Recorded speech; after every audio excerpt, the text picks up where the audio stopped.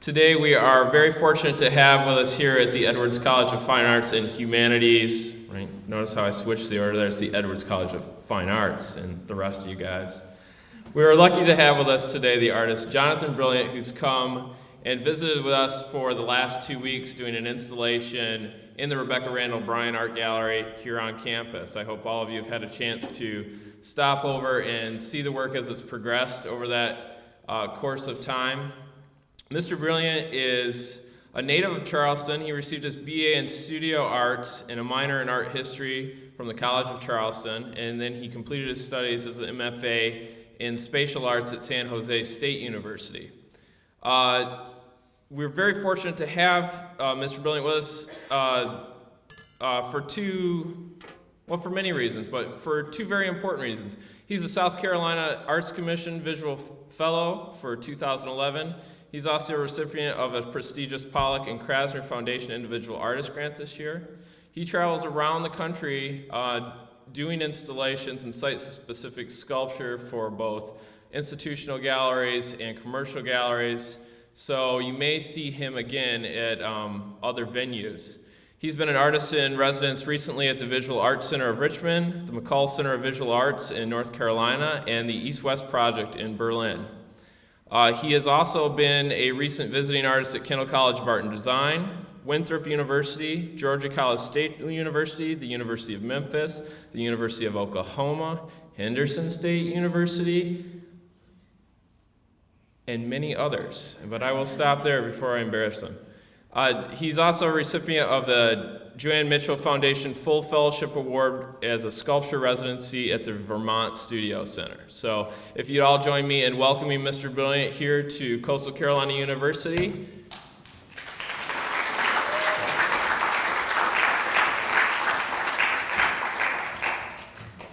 Hello. First, let me turn on the clicker. I want to thank you guys especially Jim, for inviting me. You know, when he contacted me in the fall, I guess, when you arrived. I think like the day after he got his Coastal email address, he emailed me. And so I'm always appreciate being invited somewhere rather than having to beg and submit. So it's been a real joy to be hosted here, and I kind of live for being given, an empty room. A lot of y'all may dream of other things. I dream of empty rooms. Anyways, let me get started and explain myself. You're looking at the welcome sign in the town of Brilliant, Alabama. I was driving out to the West Coast, as I've had to do a lot, and just driving west, and there's a road, it's 78 off of, you take 20 through Birmingham and then cut over. And I was driving down the road, and there was a sign that said, Brilliant, 3 miles away. I was like, oh my God, I'm home. But I tell that story to explain a lot of the way I've made my work, a lot of the way I've lived my life is by having a very limited amount of plans. I try and sort of set a framework and then sort of go from there. And so for me, I sort of like the town of Brilliant, Alabama. I found it by accident, and I frequently revisit and absolutely pose with these signs and have fun in this tiny, rundown town. Anyways, in 2006, I was an artist in residence at the Redux Contemporary Art Center down in Charleston, South Carolina. And for that project, what I did was, it existed in writing, kind of where this has come from, is I wrote out this idea that I wanted to be the Goldsworthy of the coffee shop. And all that meant for me was that I really liked British artists like Andy Goldsworthy, like Richard Long, this whole sort of crop of British artists that what they looked at was the natural environment. They gathered their materials and they brought them back in the gallery. But what was important to me is they didn't alter their materials in any way other than through their own hands, through their own labor. But I tend to get things wrong, so I was like, my natural environment's a coffee shop, so I'll just gather everything there. And so what you see here is the first thing I did for that residency is I made a poster, mostly to cover my ass because I didn't know what I would be able to do.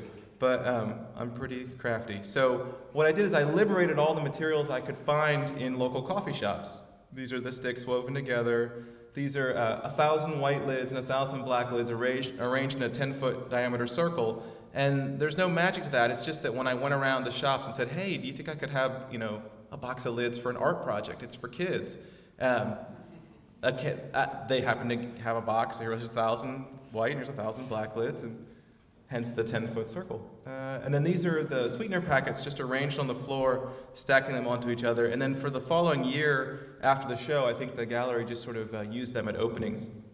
And sort of this final piece, these are the cups of coffee consumed by the artist while in residence are placed in the corner.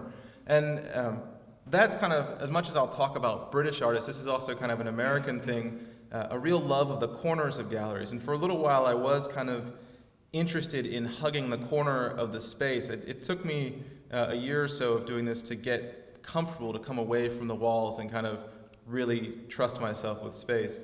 But the year after that, I was in residence at up in Sumter, South Carolina. Has anybody heard of Sumter? A big hand for Sumter. Cool. Did y'all see this in 2007 up in Patriot Hall? No? Oh, well. Well, Sumter had this really great residency program where they put you in, you'd stay with guest houses and you'd live there. And part of the thing I wanted to solve with this was, now that I knew I could work with these materials, I sent a bunch of sticks ahead of time, and I didn't really know that it would work, but that's the beauty of a residency, is you're given some time to just make a piece. And so I sat on top of a genie lift and put this together over the course of 2 weeks. Well, around that time, I submitted some of my work to a gallery in Brooklyn, and this was the Dom Stoltrigger Gallery in Brooklyn, New York. And what she was at that time, my portfolio was kind of split between studio objects and things that you could just put in a box and send somewhere, and literally the 3 of these that I'd done. And she said, "Oh, I really like that thing you did at that residency.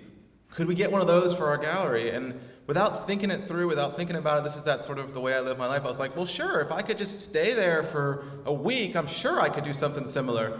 And without even thinking it through, I had agreed to build the most difficult piece at that time that I'd ever made in my life in a week in a storefront gallery in Brooklyn. And so what that meant was I lived in that gallery for a week, sleeping on the floor and just working all the time and really telling myself, this show opens in a week, you got to pull this off. And I showed this shot to sort of show you when you went from the front gallery, you rounded this corner and there's that little recessed window, but I wanted to share with you that was the gallery cat. Bruiser is no longer with us, but Bruiser was a former street cat, and so while I was living in the gallery, Bruiser was really good at digging into my food and eating it. Like, Bruiser didn't care that it was people food. I explained to her, that I got a show opening in a week.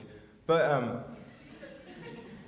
basically, this kind of laid the groundwork for the problem I needed to solve, which was, how do I explain that what I really want to do is come in somewhere like a residency and build work, but it will also be for an exhibition. Traditionally, residencies are these closed loops where you go somewhere, you make a piece, and you leave. There's no exhibition, there's nothing engagement with the public. So this is an example where I was invited to be in an art fair that year, and they're like, "Oh, you could just send down a section of the piece." I was like, well, that's not really what I want to do anymore. So I built this portable gallery, and you can see the little lighting. Oh, I bet this has a laser, well, whatever. You can see gallery lighting put into the crate, and so this was to sort of explain that, well, what I want to do now is actually build stuff in response to a space. So here we go. So this is the problem when you stick yourself out there. In 2009, I had a really big commission for the city of Charleston, South Carolina. And at the time, this was kind of like, oh, I thought it'd be cool, I'll do that big piece. Well, what you're looking at is what was initially a joke amongst friends. I had booked mostly between friends that were similar to Jim that were working at universities, and they invited me in. So in August, you see, I was gonna be at the University of Oklahoma, and I was gonna be in Memphis, and I was gonna go back for a follow-up show to the show I'd done the year before in Brooklyn. So I jokingly said, "Oh, it's my Half Sticks Will Travel U.S. Tour 2009, fall 09. But this is the problem. People took that very seriously, and I started getting emails. "Whoa, you're on tour? Well, you should add my school, and you should add my gallery." And before it was done, the Half Sticks Will Travel World Tour birthed before my very eyes, much to my chagrin, because, like I said, I didn't really plan for it. I mean, I planned to be an artist. That's in the plans for now, and I was going to work, but I was just kind of embracing this. Okay, yeah, y'all, give me 3 hots and a cot, give me a small honorarium, I can make these pieces. So let's go on tour. So May of 2009, this was the commission that kind of kicked it off. And this was for the City Gallery. And what I was really trying to do here is, I was still really hung up on building just a large object. I was still you'll see the piece still kind of wants to touch the wall in the corner. I wasn't really sure quite what I was doing, but I knew I wanted to build something big in the space. And that was really interesting, and it was very freeing. So that was kind of nice. It gave me this giant hanging object.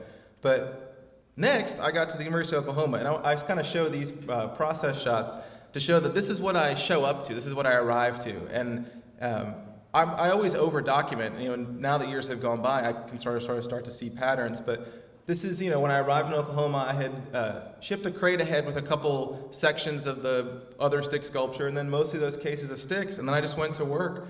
And the thing about OU is the gallery space there presented a really interesting thing. The Lightwell Gallery goes up, a really high vertical, and so what I was able to do is kind of reach back to what I'd done a couple months before, and rather than do one hanging object, I kind of pulled the object apart. And this has sort of been the fun thing about working this way. Since I have no fixed studio anymore, I get to revisit this work each place that I go, so I can just kind of pick up where I left off on the previous installation. And if you look in this shot, you'll see this sort of line running down the front of the piece where it's sort of like a crisscrossing plane. You'll see that show up momentarily. But again, at this time, when I was there, the whole tour thing was just kind of like an inside joke. Yes, Jonathan Brilliant's on tour, we should bring him. But the printmaker at OU, Curtis Jones, that's really his name for those who are Leonard Skinner fans, was like, we should make some prints. If you're on tour, you need a t-shirt. So 30 seconds later, we came up with a logo and printed some glow-in-the-dark t-shirts, and then did this whole sort of like cycle of prints. And I didn't think much of it because in a couple weeks, I had to jet off to the University of Memphis. And I just sort of want to show this is how the University of Memphis piece began. And then when it's done, you can see too, you see that intersecting plane. That was sort of the last thing I did in Oklahoma, and I was able to, the month later, pick up where I left off. And it's sort of, that's what a lot of y'all have come in the gallery and sort of asked me about, how do I do this, where does it come from? At this point, the work, although it was based on a funny idea for interventions, now has just become an elaborate series of drawings. But rather than gessoing a canvas or preparing a sheet of paper, I've got to prepare contracts and negotiate dates and then get a gallery space. And that's sort of my blank paper. So I'll show you. The other thing that was cool about Memphis is the previous two pieces had been big, high spaces, a lot of ladder time. If you notice, this ceiling is a very comfortably low ceiling, so there was very limited ladder time in this space. And I did this kind of closed-in landscape piece. And this was actually the first show where I got to drive past Brilliant, Alabama, just as point of reference to put this all in context. And this time, rather than create a really obvious space you could occupy, I was still feeling a little bit sheepish. You can get into that interior space, but you have to literally get down on your belly and kind of do like a little military crawl, which really challenges people because if you stand up, you will break it. But one of the best moments was the sculpture professor there, Greeley Maya, in the middle of his class critique in there, sort of discussing it. Everyone's like, "Where's Greeley?" He's like, "I'm in here." He had this nice 60-year-old man. He'd crawled inside, and he was just hanging out inside the sculpture. So here we go, and I sort of embraced this whole touring aesthetic, and a lot of that's based in my kind of vision of myself and also of working artists as a bit like, independent musicians. We book small gigs, we do the work, we move on, we engage directly with an audience. So this was the first of many merch booths. And keep in mind, I had just made this stuff the week before, and the poster, I just printed it. I was just sort of like, okay, yeah, I'm on tour, ha ha ha. Well, here comes the problem. And welcome back, everybody. You're watching News Channel 3 Live at 9. We introduce you to Jonathan Brilliant. At the top of the show, an artist who works with a rather unusual medium, coffee shop stir sticks. Now, Jonathan is from Charleston, one of the beautiful cities that we Yes. talked about at the beginning of the show. And he is on his Have Sticks Will Travel World Tour. It's a marathon series of art projects created in 8 galleries across 2 continents, including a stop here in Memphis. You're doing a 2-week, what do you call it? Residency. Residency, okay. You're stirring it up now here in Memphis, so to speak. We'll never look at stir sticks the same way again, Jonathan. All right, Jonathan, what is the fascination with these stir sticks? Well, I was a couple years ago, I was an artist who used materials from the natural environment, in quotes, and I realized it's really expensive and difficult to take trips into the woods, so I looked at the coffee shop as my natural environment. I dwell in a city, Right. so I just sort of adapted my way of working to all the natural materials available within the coffee shop. So I think of the coffee shop as my natural environment. I love it. Very different, and that's very so unique. true for so many I of us. know. So what did you do other art like with napkins, or did you just focus on the stir sticks as the natural? No, I've used napkins and prints. I've used lids, the straws, the sleeves, the sugar packets.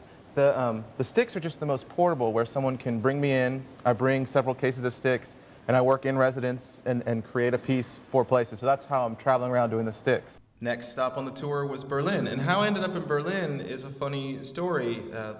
That show in Brooklyn, first off, if y'all are interested in becoming working artists, it's not that it's gonna like everything changes, but it's always like you should have sort of weird small goals. And like I had a goal that I wanted to have some sort of show in New York after I got out of graduate school. You know, I gave myself a couple years, and I got hooked up with that project space within 2 years of getting out, or like a year out of graduate school.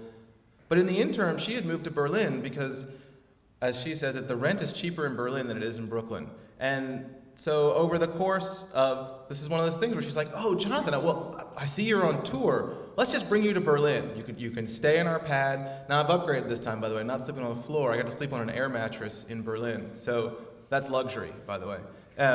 But the important thing about the Berlin piece is at this point I really have dialed in this working with limited means. All I've got is me, the space, some time, and some sticks, and I can still create the work I want to. So this is the Berlin piece, and this is a great space because it's this. What I did this time is, having just finished with Memphis, I wanted to make as many bent-in spaces as possible. So the whole form kind of folded in on itself, and it was I was working in a storefront window, so that was always really exciting. And then, of course, the merch booth. And if you look closely, you'll see the prices in euros. You see, 20 euros. Anyways, do the conversion. Then I like to show this too. Lest you think that it's safe to fly internationally, it's not. Those are 2 duffel bags full of sticks. I checked 100 pounds of timber, and no one batted an eye. They didn't care, they didn't question. So it's not safe to fly. Just keep that in mind. So, but again, you know, that's an entire installation for $50 in baggage fees, and we created the entire piece, and then we destroyed it and gave the material away there. And this whole time, I've sort of been embracing that while also fighting the whole well, I guess I am just kind of this itinerant, artist. So here we go. And then the University of South Carolina, I did the show, I called it Sticks, Straws, Sleeves, and Lids, because both I kind of like a very literal sensibility, so those are literally the ingredients for that show, but I also, that's kind of those British artists, they're very direct, it's very non-narrative, it's very literal, and that appeals to me. So sticks, straws, sleeves, and lids, those would be all the materials for the show. So there's the sticks, and here's a little, this time I got to make a really great interior-exterior space. There's the sleeves, and this is one of the first times that I tried to bring the sleeves into the gallery. I had been using them in the studio and doing funny things with them, and in this version it's just one loop of sleeves and holding themselves together from floor to ceiling. And you'll see, you see now the latest evolution of that. But that's the thing, is I sort of use each show to tease out and try other things. So these are the lids again, but this time it's a little blown out on the projector, but it's actually black, brown, and white lids. And at this point, I'd gotten really savvy at approaching vendors, and so I contacted the solo lid sales rep, and I was like, oh, listen, I'm an artist, I'm on my world tour, wouldn't you love to have your solo lids? This all is done through email. Don't ever call on a phone and say you're an artist, they'll hang up. You want to send a professional email. And basically he's like, oh yeah, he's like, sure, I'll send you a couple sample cases. So I got black, brown, and white, and you'll see these reoccur a bunch. I get to reuse them a lot, but again, just being really savvy with getting what you need to make work. And then I like to show this. These are the straws actually running through the wall of the gallery. But on the left, to kind of show, a lot of people ask how I plan and how I think about the work. That's how I like to plan. I still like to make a drawing. You see the tracing paper there, trying different patterns, but it's still very much based in my interest in just making a drawing. My drawings have become a little more elaborate, like I say, in logistics, but in thought and feeling, I'm really still working very much from the same direct place. This is a good example. This was a group show back in Brooklyn at a different space at a Nurture Art, which is this great nonprofit space. And the curators, same thing. Actually, at the time these guys emailed me, I was sleeping on that air mattress in Berlin, and they were like, hey, we've got a cot if you want to come make this piece. And so that's sort of what it's like. Every other gig, I'm kind of, robbing Peter to pay Paul, and I had always had an end game in mind for the tour, and we'll get to that. But this is a good example where on the left is the picture they sent me, and I just would print it out, and I kind of drew that as like what might work in the space. I didn't bring that drawing with me or anything. That stayed pinned up on the wall at home, but I ended up basically making what I had pictured would fit the space and would work for the skylight and what I was given. And it was a great group show, and I had a lot of fun. I'm trying to think. I can name drop. Did anybody watch that TV show, Work of Art, the reality show at all? No, on Bravo? Yeah, okay. So remember in the first season, the older woman, Judith, she was in this show too. So, but she couldn't tell anybody that she had taped the show. But the Jerry Saltz guy and all the posse people from that came to this opening. Everyone's like, what the hell are they doing in Brooklyn? And Judith's like, they're with me. And then a month later, she explained, I was kind of on this TV show with her. So anyways, it's a small world. And yes, I got to spend a week living in working in that skylight in Brooklyn, and it was lovely. So next stop was Arkadelphia, Arkansas. You may be asking yourself, why Arkadelphia? Where is Arkadelphia? No one really knows. It's like an hour outside of Little Rock. But there's two universities there. One is Ouachita Baptist University, and another is Henderson State University. And this is this funny thing about how you never know who you're going to meet, who's thinking of you fondly, and who realizes you're on tour and suddenly has a budget to book you at their university. Someone that was on a search committee for a job I didn't get had gone on to become chair of a department at a university there, and is like, I'm bringing you. And the university across the street is like, hey, we saw that guy's on tour, and we saw he makes prints. Let's get him to do a printmaking intensive, and we'll share him across two universities. So over at Ouachita, I built the sculpture in their gallery space. And what was great about their gallery space, a couple funny quirks. You can sort of see it peeking through. This is this like 4-ton giant block museum bench. And I'd always wanted to do this and hadn't had the opportunity, but I liked the idea that you wouldn't be able to actually access the museum bench where you would normally sit to look at the work. So this entire piece is built to just encircle and encase and block access to the bench. There's a little nighttime view. What do you get when you combine a lot of coffee stir sticks and a little creativity, if not a lot of creativity? A masterpiece, at least in the eyes of some. Up next, we're going to take a look at a sculpture with an unorthodox medium. You're watching KARK4 News at 10 with Bob Clausen, Melissa Seamus, and meteorologist Brett Cummins. A new sculpture at Ouachita Baptist University, you could say, is causing quite a stir. You might say it's brewing up a lot of interest in the community.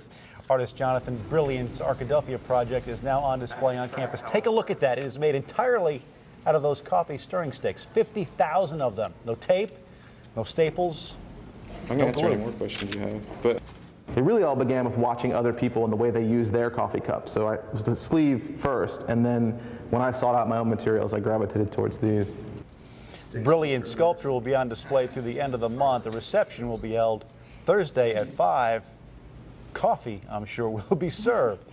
You might have a hard time finding a stir stick, though, for your coffee, and don't take one from the rather large display. That looks so time-consuming. It Good is. for him. Like 60 hours, 10 hours a day. That was one of 3 segments that aired. I mean, this is major news. Artist makes art, film at 11.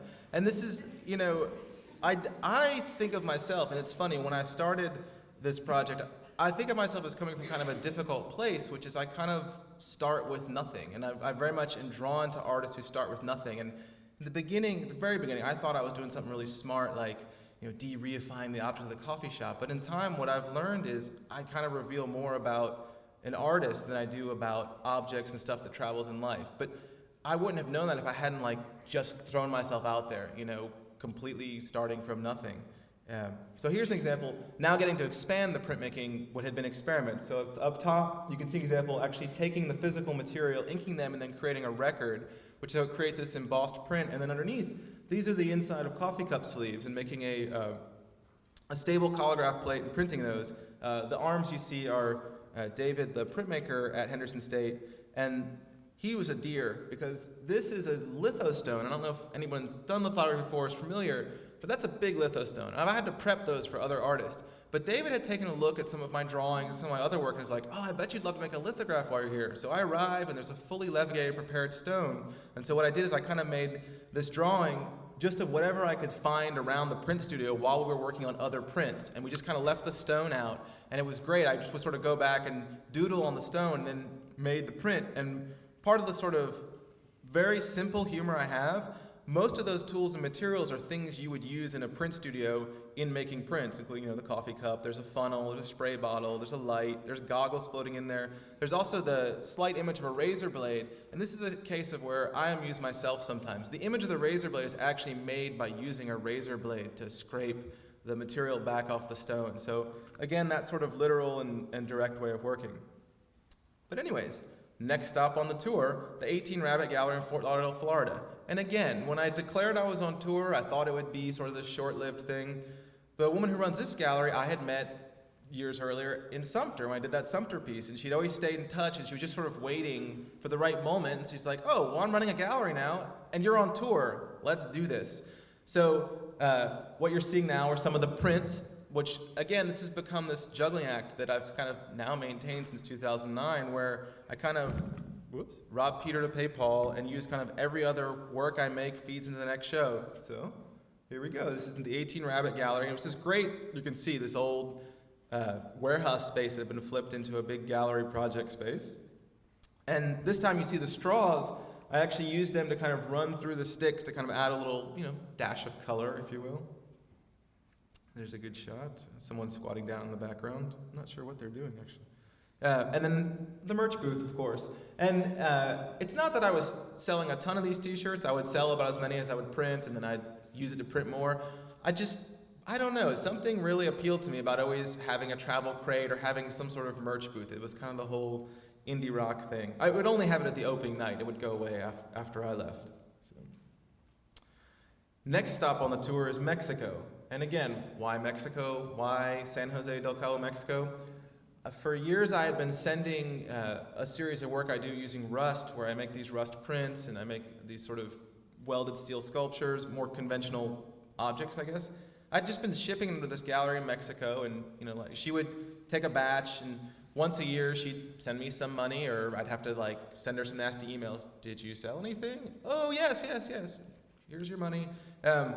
Same thing. All of a sudden, I got a phone call one day, and she's like, I saw you're on tour. I've never cared about installation work before, but why don't we bring you here on your tour?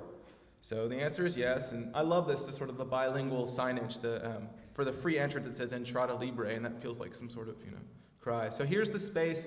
She got an empty, one of the empty storefront spaces where her gallery was donated to use for the project. And again, there's the old duffel bags, although this time I was using the duffel bags for clothes. We were able to send the sticks with a load of material, so I just had to fly down with clothing. And then here comes what normally I would get the title of the pieces myself, and each show had been called Have Sticks Will Travel. I don't know if anyone speaks Spanish. I don't speak it very well, but if you notice, the title is Más allá de las palabras, which basically translates as beyond words. And how that came about is classic lost in translation. The phrase "have sticks will travel" doesn't literally translate to Spanish.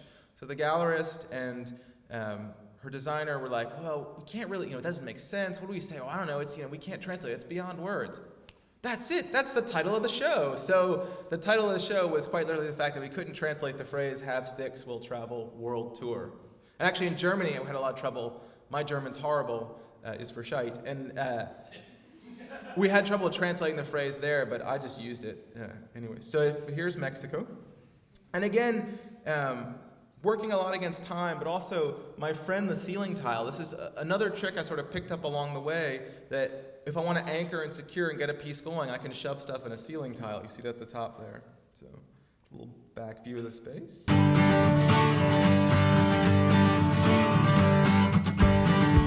Por más de una semana, el artista JonathanBrilliant tejió alrededor de 60,000 revolvedores de café de madera para la creación de una extraordinaria escultura que se sostiene únicamente a base de tensión. At this point I'm finished, but I was here for a week creating a new site-specific sculpture for the city of San Jose del Cabo. For me, it's just an opportunity to make more work, and I think the best way to understand it is where normally an artist may make an abstract drawing on a piece of paper, and it's very simple to buy a piece of paper and make a drawing and then just hang it on the wall. to me, this is a way of making a series of really elaborate drawings, except the space is the sheet of paper, and you can think of the sticks by materials as the pen or the ink or the marks or the crosshatch or the drawing. So for me, it just means a chance to make a series of drawings in space, and that's kind of how I think about it.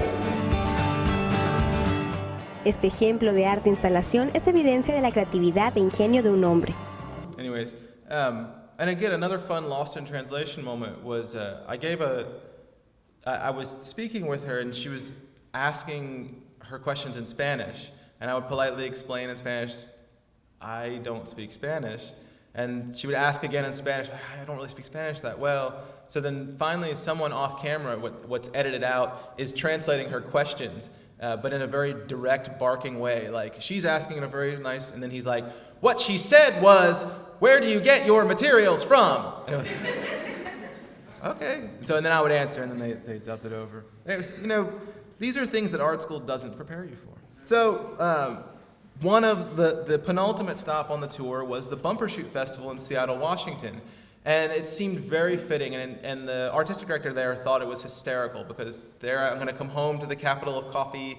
This is actually an art and music festival. This is rock and roll. And at this point, there's a little bit of budget to send crating. You see the stenciling on the outside that says "Have Sticks Will Travel World Tour." Spray painted stenciled crate. Well, the stencil came from the show in Florida. She had made it for the walls, but at this point, I've really, fully embraced it. Well, plus it's the next to last stop on the tour.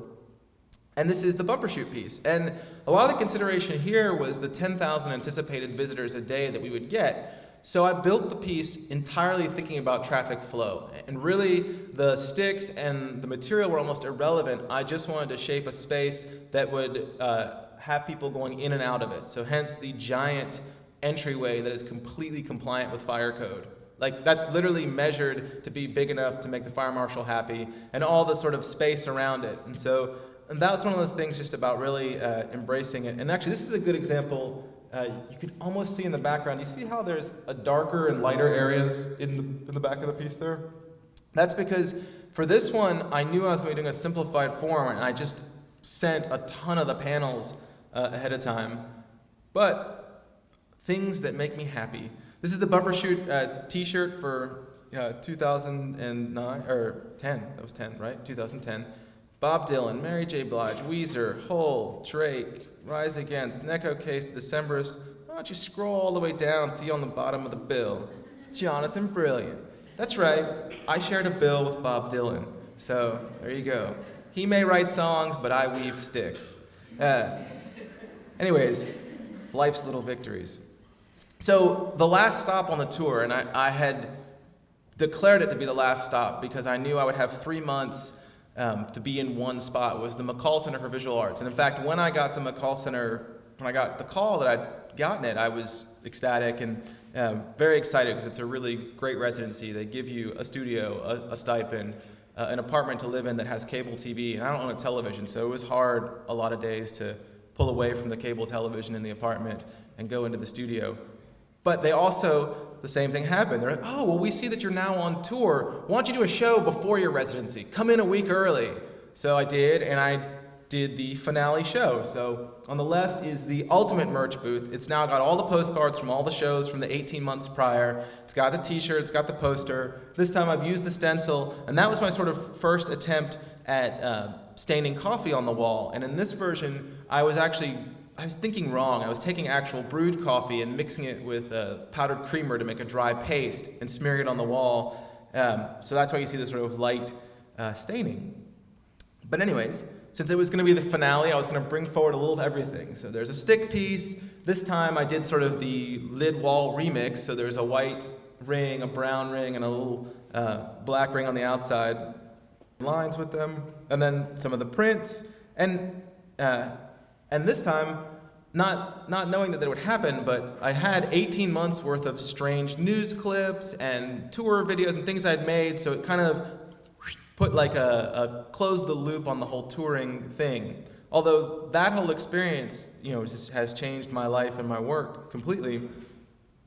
But this is a case of where I really like to take advantage of what's in the space already. And one of the nicest compliments I ever hear and get and keeps me excited, not the stuff about the no glue or the technical stuff, because that's not what keeps me interested. When people say, oh, it looks like it looks like it was made for this space, without realizing how funny that is when they say that. Like, they come to an opening, they don't know any of the background, any of the context, they just think they're coming to see a show of work. And I feel really good, because without explaining anything, without saying like, yes, I lived here for 10 days, they're like, this looks like it was made for this space. That makes me feel good. Like, that's success. Like, it communicated well. And the reason this is made for this space is because there's a giant steel structural beam, and I actually encircled that beam and built off of that, both to physically tie to the space, but also it seemed right. So, and here's and this time the interior exterior spaces are a little more obvious, giving people a pathway. So, after 18 months of, once a month sleeping on floors and beds and cots and weird guest houses, what does one do when given a fully funded studio for 3 months? You sit and look, and you stare, and you think, and you really do the things that you miss doing in a studio, processing and digesting and filling out applications, and you make prints. And this is a good example of I had done this series of gestures, literally activities in the studio, and one of them was kind of pointing and looking, and so I made this screen print, and my original intention was I was going to do these sort of drawings off of it, but I came to really like me stuck on the blank sheet of paper, and this was actually really the first time I'd done like a self-portrait in ages, and it's become a really fun image, and it kind of encompasses the time I spent at the McCall Center. But the other thing I did for 3 months at the McCall Center is I watched clouds go by, and what I was doing was every day at 3 o'clock, I would set up my still camera, I would get out my Polaroid, and I'd get out my video camera, and I'd capture as much imagery as possible of the clouds going by. And the thing is, I had never had a studio with a window before. I always rent or renovate really dingy spaces. I'm in a storage space right now, so windowless environments are very much my bread and butter. But I really was like staring at the clouds, I was taking pictures, and I was like, this is just so hippie, and I don't know, somewhere in the course of it, I decided I wanted to project the sky so it could see itself. And it's a real simple gesture. What I wanted to do was I wanted to take the view that the building sees and share it back with the sky. And so what these are is, and you'll see at the very bottom of the image, you see the fluttering moving really fast. This is actually the clouds sped up about 2,000 times real time. I thought it would look really disturbing, but it's funny, like they still move like clouds. Like this is hours and days passing, but then projected large scale on the outside of the building. And this was sort of my final piece there, and this was kind of the farewell to the center, but and it was a way to transform the building. And I'd wanted to play around with projections at a bigger scale. So of course I like to reveal the process. So here's a little behind the scenes. The two projectors on the stand are not at all like, they're not household projectors like this. They push a little bit brighter, but we used a simple piece of software. Like Photoshop, I actually cut out that shape of the doorways so none of the light was blasting through the front door and bothering the patrons. But it also gave that great little image, that kind of surrealist image of like the church door floating in the clouds. So that was the end of the McCall Center. Here we go, now we're into 2011. And at this point, it's no longer about tours. This show in 2011 was one where I had done one of the tour shows, but they'd sent my information along, and it's this great space at Georgia College. It's this old antebellum building that's been converted into a gallery, and there's 2 rooms. So what I did in one room was built a stir-stick structure, and I got to do something I'd been wanting to do for a while, which is block off part of the access to the gallery, because the curator there, Carlos, was like, oh yeah, we've got 2 doors, block off one. Yes! So I was actually able to build in 1 door. In the second room, I wanted it to be physically empty, but to be full of sound. And this is something I've tinkered with for years, and I'll pull them out once in a while. These are what I call portable consumer fetish objects, and they're coffee cups that have been equipped with their own personal vibrators, and those vibrators are attached to motion detectors. So when you walk past the cups, they start to vibrate. And the idea is that rather than the fetish object turning you on, you're turning the object on. So then on top of that, I liked the sound so much, I would put contact mics on the surfaces where these vibrating cups are, run them through my amplifier, and leave that on a motion detector. So depending on when or how many people walk through the space, you get this sort of vibratory noise that's very celebratory. And this was part of the idea with that show for 2 rooms. was that one room would be physically full of all that labor and all that time, and the other room is physically full of noise and sound, generated mostly by you. If you stop moving, they stop moving. So, all right.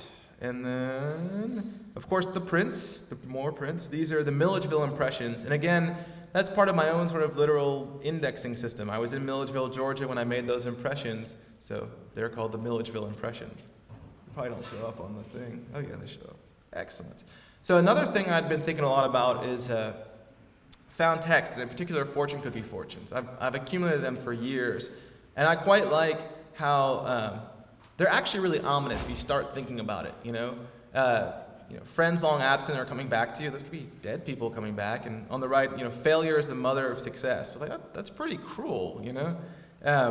Anyways, so then the other thing, on the left, this is a great example of what I've enjoyed doing too. This is like a remix print. I had all the films, all the transparencies of prints made over the tour, and I was able to assemble them together. But then on the right, this is that thing about still kind of being from a stream of consciousness place. There had been a really big snowstorm, you guys remember last year in around December or January. I actually got to make a snowman, which is unusual in South Carolina. So that's a South Carolina snowman, and if you see, he's really dirty and muddy and nasty. And then the giveaway that it's actually mine is there's a green straw in his mouth. So again, the printmaker there, Bill, was a lot of fun. So here we go. Speaking of fortune cookie fortunes, this is Field of Good Fortune, and although it seems like a little different than what I've been doing, it's actually the same thing. When this call went out, they wanted work, temporary or permanent outdoor work, and I really liked the idea of playing with an existing pathway, and I love the idea of the fortune cookie fortunes because to me they look like little small Richard Serra sculptures. When they come out of the cookie, they have that bend, and they're just like a Richard Serra piece of steel. So I thought, well, wouldn't it be great just to make some big sculptures out of the fortune cookie fortunes? So hence, Field of Good Fortune came to life. And what I did is, although if you just start, and I have thousands of fortunes saved up, if you just start pulling them randomly, they are really cryptic and sad.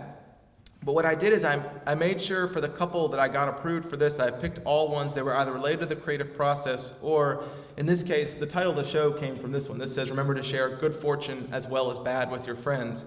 And rather than make fake fortunes, these are literally the fortunes put into a flatbed scanner to capture all the stains, all the Chinese food, all the age that came with them, and all the strange typesetting. If you notice, it says, keep true to the dreams of your youth. Like that sort of lineup and spacing, you can't fake that. So you have a keen sense of humor and love a good time. The other thing that happened, again, unexpectedly, was people started playing these lottery numbers in the convenience store across the street from the park. So no one won on them, but if they did, I feel like they would owe me a cut. So, and of course, the merch booth. And that was opening night of the show, and actually you can see some of the other posters that have built up over time. So I will bring out the whole traveling salesman thing sometimes. Anyways, Jim mentioned Kendall College of Art and Design. This is one of those ones that I would file under Jonathan scheduled himself a little too tightly.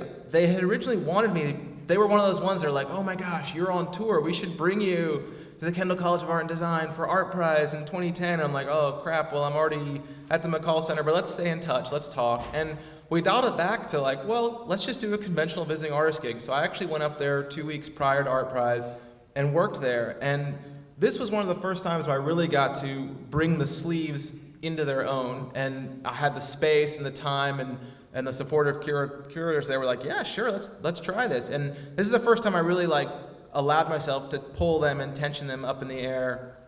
And it was really nice because it gave me this kind of two-part piece. And again, kind of pulling from things I'd done before. There's the funnel shape I had kind of figured out at the McCall Center.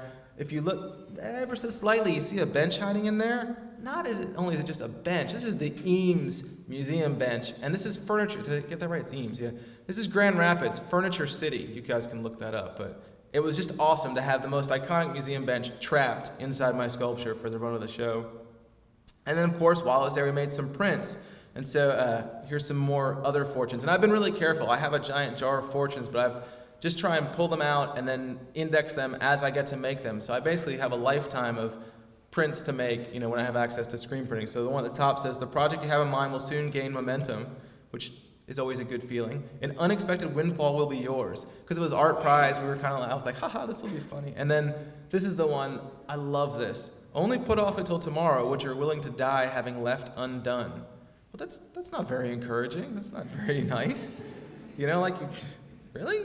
So, and then this is something I wanted to show about how being open to collaboration and also just chance, I guess. The printmaker there, we were talking and he was like, yeah, you know, I've always wanted to do this, you know, the spray paint lithographs, and you know, you can spray paint through a stencil. I was like, well, why don't I just use, you know, a section of woven sticks to spray down a pattern? So step 1, you see me actually spraying through a woven section of sticks. Step 2, that's actually the spray paint that made it onto a lithographic plate.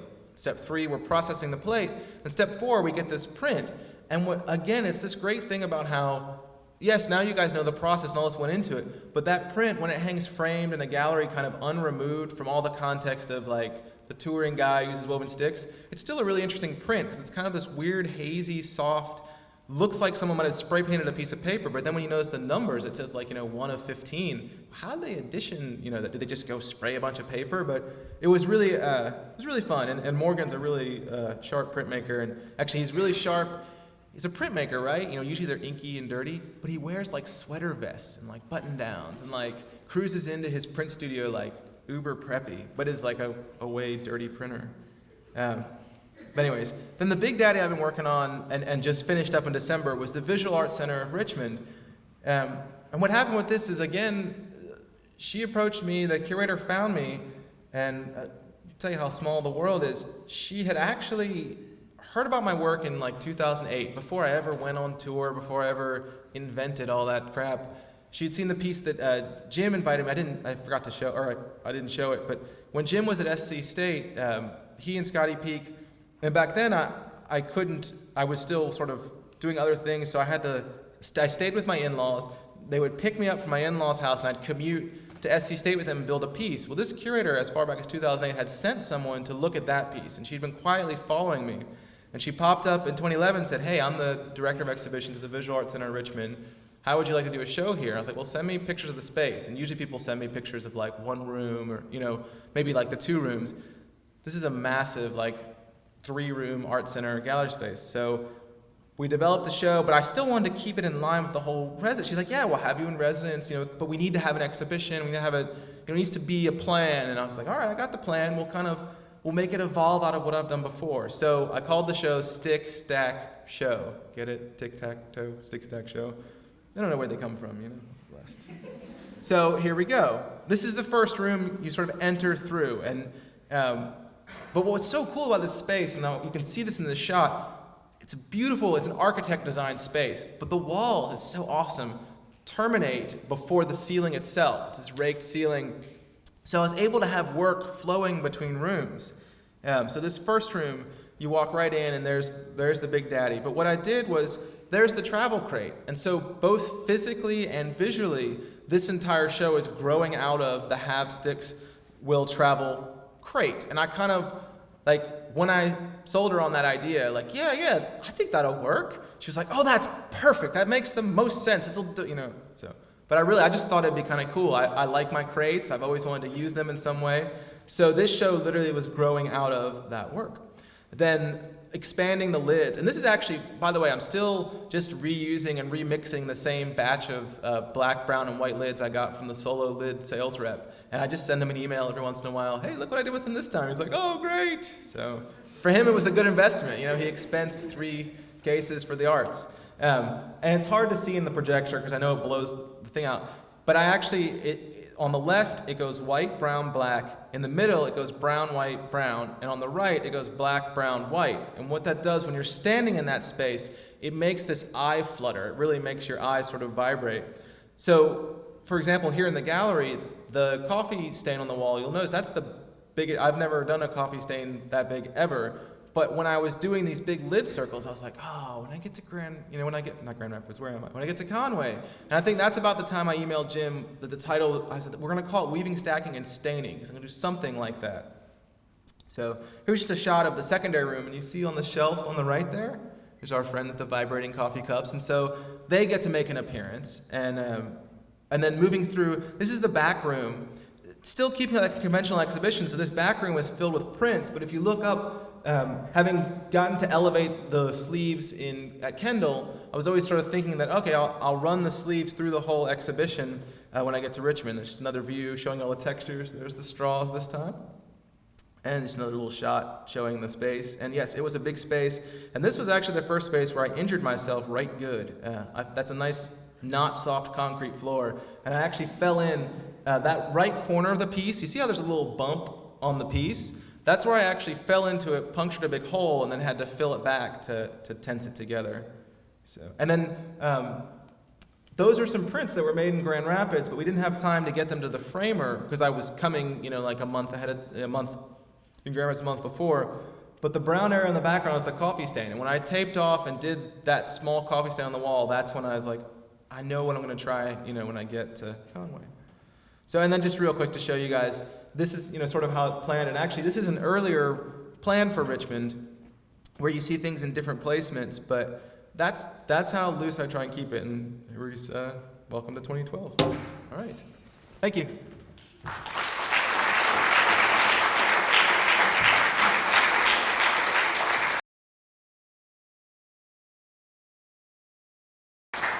I can, of course, answer questions if your asses don't hurt. Any questions? That's what I was coming up here to facilitate, actually. Does anyone have any questions that they'd like to ask Mr. Brilliant? Mr. Brilliant, where are you headed after you depart from us? Well, that's funny. You should ask Jim. They gave me this. This is their laser pointer, but I think that's funny. You should ask. Let's see. Brilliant 2012. Does anyone know what this is riffing on? Yes. I couldn't resist. It's the most rock and roll thing. This is Rush 21 Flames, and that's my sticks on the little. I didn't want to get the naked guy running, but I think I may have it there at some point. That's a Rush joke. Canadian rock and roll music. Anyways. So January, you'll see I'm at Coastal Carolina University. In February, I'm headed to Columbia College up in Columbia, South Carolina. And that's one of those things where you should always do the best work that you know how to do. I was working on that fortune piece, and one of the volunteers working with the group that was funding that also happened to be the gallery director at Columbia College, and she liked working with me and saw how responsible I was, and was like, why don't we do a show with you there? And so your show and that show, I've kind of planned as much as I do to be a suite of South Carolina shows. So next month I'll go there, and that show's going to be, the structure will be all sleeves, but what I'm doing is doing new large prints. And so I've kind of paired your show with that one, and I'll eventually sort of make some sort of documentation of my mini South Carolina tour. In March, I'll be appearing at the Spring Educator Expo up in Greenville, North Carolina. To be announced, I'm going to be the Kohler Art Industries residency, which is Kohler, the people who make your toilets. They have an artist residency for cast iron and porcelain. Let's see. June, come on, you guys. Flanders Gallery, Raleigh, North Carolina. It'll be me, Crochet Oleg. Who loves Crochet Oleg? Come on, man. She crocheted the Wall Street Bull. And Matthew Kern. The working title for that show, the last one I saw was Making Ends Meet, which is a great title for a group show of artists. And then July, I am working on this right now. For North Charleston City Hall, I'm making a new permanent outdoor woven steel piece. And then, still to be announced, I might be going to the Currents Festival of Queens in Australia, but I've been including it on this as-yet unprinted poster because I'm hoping to gilt that curator that's coming through. This is a fun thing, and the downside about when people contact you. You give you all these exciting offers, and make you fill out all this paperwork, and then they're like, yeah, you know what, it's not going to work. And so I'm trying to make him convince him that it'll work. And then from July to September, I actually just found out while I was here, I'll be the summer arts resident at Art Space in Raleigh. And that was another one of those weird things. The exhibition director there was one of the jurors for the South Carolina Visual Arts Fellowship thing. She saw my work and she emailed me and was like, hey, you should really submit to our summer art residency. So whenever someone tells you to submit, that's a pretty, that's a listen. Like when I sat on juries before and I forwarded calls, people would be like, hey, you should really submit to this. I hear the jury is really lax. You should submit. That's a good sign. And then in September, I'm headed to California State University in Fresno. So, and then the fine print you can't read. It says dates and locations subject to change without notice. That's a good question, Jim. Any other questions? Yes. Oh, great. What made you do the fortune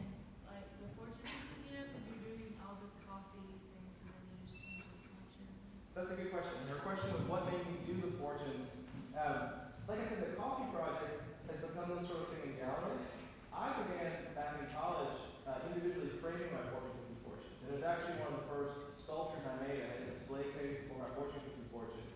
And it always been in the back of my mind that those fortunes look like little Richard Serra. So it goes into the category of sketchbook work. It's things that I had always wanted to see realized and never had the right opportunity. So I think a lot of what I do in the highly visible stuff is this, but there's a whole secondary body of work I do in the show. So it's something I was always wanted to try. Good question. Yes, hi. Hey, where would you like to see this work evolve? Where would, like, let's say if you had whatever funds that you wanted. I'll tell you what what. would you want to do with this? It evolved. I was awarded a Pollock Craftsman Foundation grant last year, which is basically like a really big wig guy calls me on the phone and says, congratulations, the next year your life is taken care of. So it's evolved. I mean, I don't want to see it go any further than now. I'm busier than I know what to do with. And I'm good for that.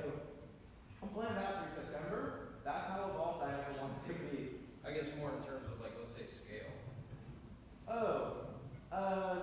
Again, scale is a relationship to the space I'm given. So, like, with Visual Arts Center Richmond, that was physically the biggest space I've been given. I got this massive space, and I filled all 3 rooms. But I don't care what, like, it doesn't matter. I mean, if you've got, maybe you're offering me to do that, sure. But I mean, like, whatever space I'm given, I'm going to interact with. You know, the fortune fortunes, there were the number of fortunes there were, and they were placed the way they were, because that was the green space I was given. I've been submitting that around, for bigger sites. If I get a bigger set of fortunes, yeah, I mean, usually they'll be more. They'll just be a half dozen. They could be dozens. But I'll always adjust. Just like, if this were the gallery space, I would have asked for a month and a half, and I would have attempted to take on this room. So, yeah, sure, I'll take whatever. Half space will travel really knows the deal. Give me a space, I'll do the best I can. That's a good question. In the back, yeah, hey. Yeah, what was the projector software and the projector that you used to project the clouds on the building? Oh man, that's a good technical question. Modulate, and we use a triple head to go. But we slaved the triple head as a double head, and the projectors had 5,000 bulbs in it. My buddy Alex Rosen is my projectionist video guy. Whenever I do music performances, he also drags out equipment. He's an equipment guy. Like, that's what he does, to do support. But Modulate was the software, and the triple head to go was the device that allowed the image to split. Is this making sense? But Modulate is spelled with 8 too. It's a British software. It's MODUL8. It's actually for VJ, but we use it to manipulate video in time. Good technical question. Excellent. Yes, hi. Sorry, losing my voice, but what about like your friends and your family? Don't you ever miss? Are you by yourself a lot? No, I'm married. I live at home. I live in a place. It's just. Oh, you do? Yeah. I'm just going like any working musician or working artist. I'm only gone 8 to 10 days a month. And even like this show was close enough. My wife came down last weekend, and the resident McCall Center was we both lived there. We both lived there. They did an apartment, So it's like it's not complicated. It's like being a working musician. I think because art has become so mysterious and removed from what an artist actually does, I always come back and say it's just like you picture a working musician. You travel to work. Sometimes you work at home. Sometimes you work for other people. Next week I'm going in to do some paperwork and finish up to work on a museum for another artist. Work at a museum project, not my own. But yeah. That's a good question. Any other questions? I think that's probably good. We'll have a free food starting when? Free food. We have an opening tonight with JonathanBrilliant. I encourage you all to come and make a great friend in the gallery, which is in room 129.